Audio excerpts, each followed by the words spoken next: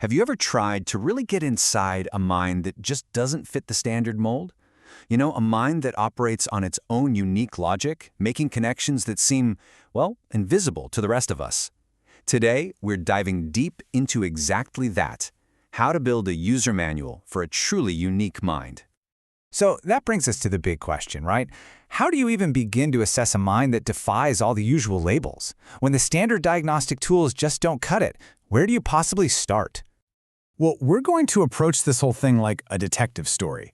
We're going to unpack a personal cognitive framework, a whole system of self-understanding that's been built from some seriously unconventional clues. Now, this isn't a universal diagnosis. Think of it as a fascinating case study in self-assessment. Okay, let's kick things off with Section 1, A Mind in Question. This is where we're going to lay out the foundational concepts of this pretty unique mental operating system. So the absolute core concept here is something called prismatic cognition. Imagine this. Instead of processing information step by step, like reading a book, this mind sees the entire structure, the whole pattern, all at once. It's all about recognizing the shape of an idea, not just its individual little pieces.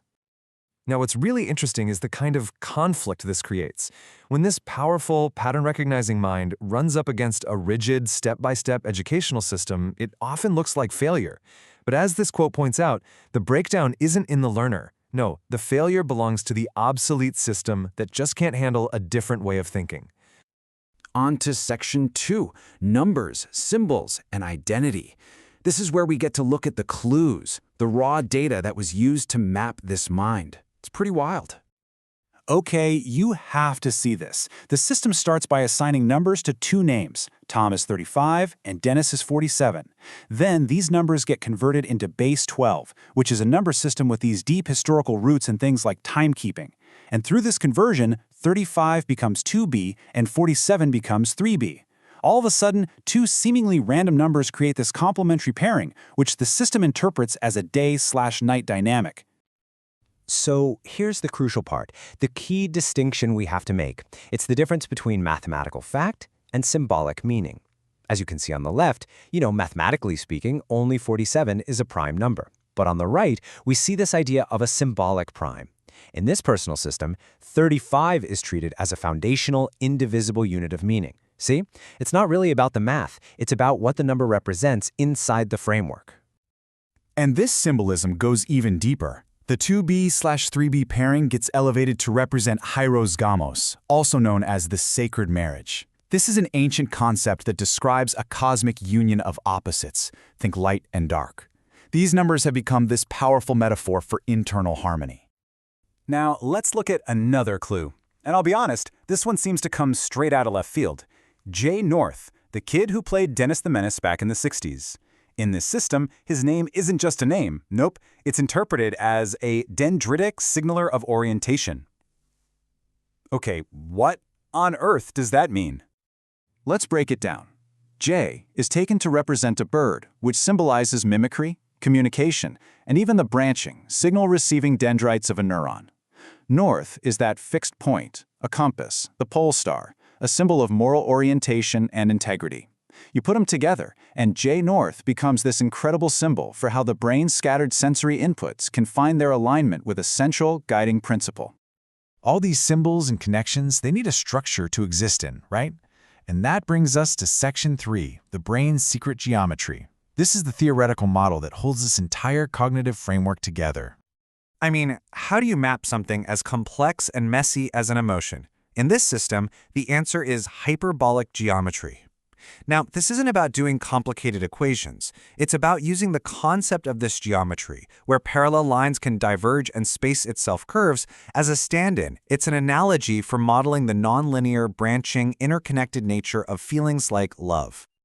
But what happens when this complex, pattern-based mind is forced into a simple, linear world? The source material calls this a systemic betrayal, and that's a powerful phrase.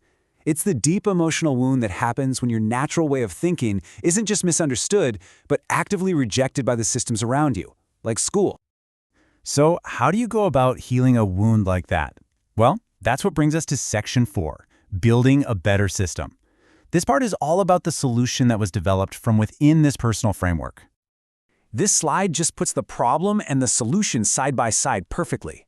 On the left, you've got the systemic failure, this rigid teaching that ignores the mind's need for patterns, and it leads directly to that feeling of betrayal. And on the right, you have the corrective approach, an adaptive system that's built on structure, recognition, and validation. And the central metaphor for this healing process? It's brilliant. Lego therapy for the self. Seriously, just imagine taking all those symbolic clues we've been looking at, the numbers, J-North, and treating them like Lego bricks. It's a process of constructing an identity, piece by symbolic piece. And here's how it works. Core concepts like imagination and integrity are actually personified as teammates. The brain's decision-making center, it becomes the decision detective. The whole goal is to use these symbolic pieces to build a single unified story of the self. And when you achieve this, it provides what's called a format reward, a deep satisfaction that validates this whole way of thinking and helps heal that initial anger. And that leads us to our final section, the assembled self. This is where all the clues finally come together to answer our big question from the very beginning. The first piece of the final profile is HSP-HSS. This describes someone who is both a highly sensitive person, so they process sensory info and emotions very deeply, and also a high sensation seeker, someone who craves new and stimulating experiences. It's that classic foot on the gas, foot on the brake personality type. The second piece is termed the ideal agent. Now, let's be perfectly clear. This is not a clinical diagnosis. It's an archetype, a learned persona. Think of a character like James Bond. It's a strategic mode that one can adopt to get fearless focus and emotional distance when under intense pressure. And this timeline, wow, it just synthesizes the entire journey beautifully. It starts with a foundation of neurodiversity, dyslexia, and dyspraxia. This unique wiring then clashes with rigid systems, causing that systemic betrayal. In response, a personal framework, a symbolic lookup table is built. To navigate challenges, the ideal agent archetype is learned and adopted. And the result of all that? The assembled self, a highly sensitive, sensation-seeking creative who can strategically deploy a functional persona when needed.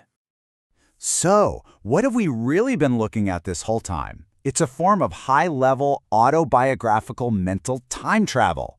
That's a term neuroscientists use for our ability to reflect on the past, understand the present, and project into the future. This user manual isn't just random navel-gazing, it's a structured and deeply valid cognitive process for building an identity. And that leaves us with a final question for you to think about. We've just explored one person's incredibly detailed internal map. So, what about you? What unconventional lookup table, what collection of symbols, memories, or metaphors do you use to understand yourself?